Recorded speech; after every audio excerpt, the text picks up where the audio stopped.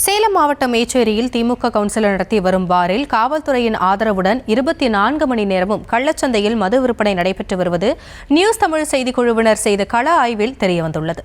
இதுகுறித்த விவரங்களோடு இணைகிறார் நம்முடைய செய்தியாளர் வினோத். இந்த குற்றச்சாட்டிற்கு காவல்துறை தரப்பில் என்ன விளக்கம் அளிக்கப்படுகிறது? முழு விவரங்கள்.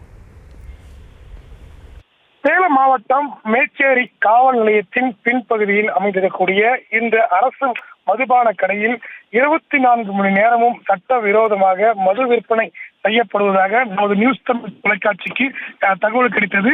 இந்த தகவலை அடுத்து இன்றைய தினம் அந்த பகுதிக்கு சென்று நேரில் விசாரித்த போது அந்த மதுபான பாரில் 24 மணி நேரமும் மது விற்பனை செய்யப்பட்டு வருவது தெரிய வந்திருக்கிறது. குறிப்பாக இந்த மதுபான கடை அமைந்துள்ள பகுதியில் அரசு உயர்நிலைப் பள்ளி, அதே போல் தொடக்கப் பள்ளியும் அமைந்திருக்கிறது. இந்த பகுதியில் எந்நேரமும் மக்கள் நடமாட்டம் அதிகமாக இருக்கிறது.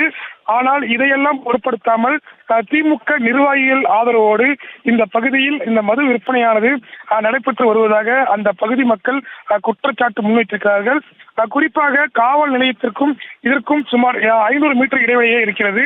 ஆனால் பலமுறை காவல் நிலையத்தில் இது தொடர்பாக புகார் கொடுத்த போதும் இதுவரை எந்தவித நடவடிக்கையும் எடுக்கப்படவில்லை என அந்த பகுதி மக்கள் குற்றச்சாட்டுகிறார்கள்.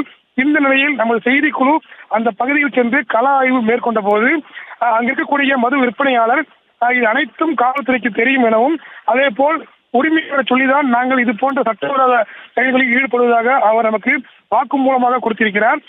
நம் குழு அங்க வந்திருப்பதை அறிந்த போலீசார் உடனடியாக அந்த பகுதிக்கு வந்து சட்டவிரோதமாக விற்பனைக்காக வைக்கப்பட்டிருந்த மது பாட்டில்களை பறிமுதல் செய்து விற்பனை செய்த நபரையும் தற்போது காவல் நிலையத்திற்கு அழைத்து சென்றிருக்கிறார்கள்.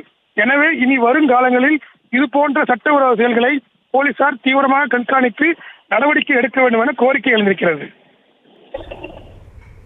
விவரங்களுக்கு நன்றி வினோத்.